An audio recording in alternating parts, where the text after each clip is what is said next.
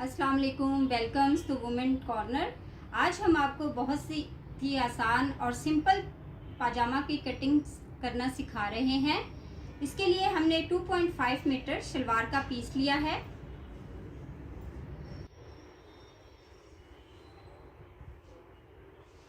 जिसे हमने उल्टा प्रेस करके तो इस तरह से हमने इसे डबल फोल्ड कर लिया है।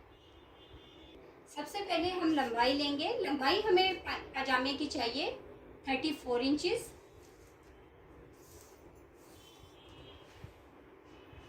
ऊपर हम 2 इंच का मार्जिन बढ़ा देंगे जो कि इलास्टिक के लिए दरकार है।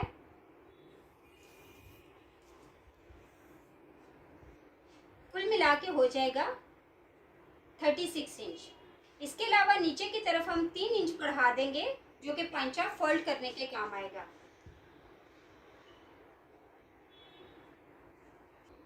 पजामे की कटिंग की जो कुल लंबाई है वो आएगी 39 इंचेस।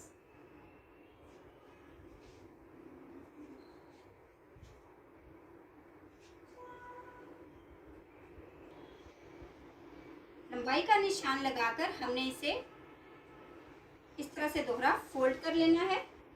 कपड़े को हमने दोहरा फोल्ड करके इस तरह से निशान लगा के उसकी लंबाई को बराबर कर लिया है। अब जो एक्स्ट्रा कपड़ा है उस पर हम निशान लगा के इसे हम साथ ही कट कर लेंगे। पजामे की चौड़ाई लेने के लिए हम इसे इस तरह से नाप लेंगे। पजामे की चौड़ाई हमें चाहिए 21 इंच। तो हमारे कपड़े की चौड़ाई जो है वो कम है, तो उसके लिए हम यहाँ पे इसमें म्यानी डालेंगे।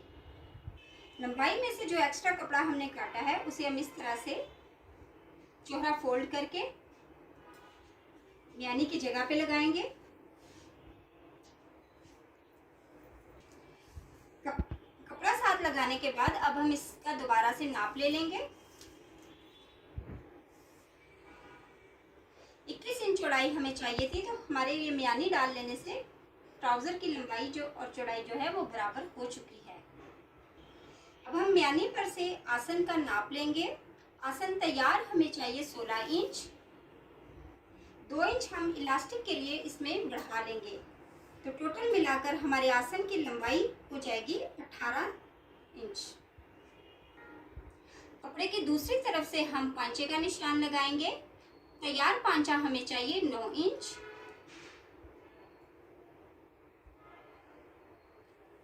कटिंग के लिए हम करेंगे 10 इंच।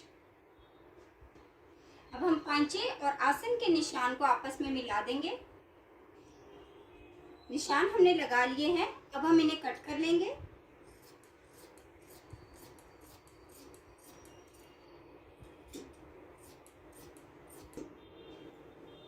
हमारे ट्राउजर का जो ऊपर का हिस्सा है उस पर हम कट कर लेंगे। सादा और खड़े पजामे की कटिंग हमने आपको बता दी है। इससे आप घर पे ही अपने ट्राउजर को खुद कट करके सिलाई कर सकती हैं। अगर हमारी वीडियो अच्छी लगे तो हमारे चैनल को सब्सक्राइब करें, लाइक करें और शेयर करें। अल्लाह हाफिज। Subscribe to our channel by clicking the subscribe button. Click the bell button and enjoy the latest uploads from our